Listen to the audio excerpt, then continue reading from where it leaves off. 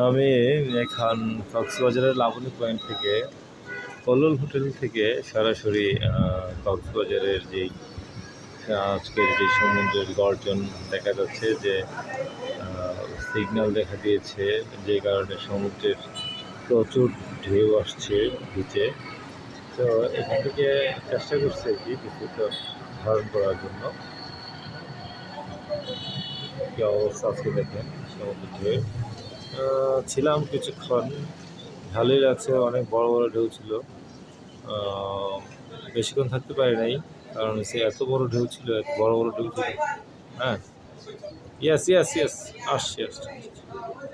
কিন্তু বড় বড় ঢেউ ছিল, যে এত এই বড় ঢেউর মধ্যে থাকাটা কষ্টকর। তারপরেও ছিলাম অনেকক্ষণ, ইনশাআল্লাহ।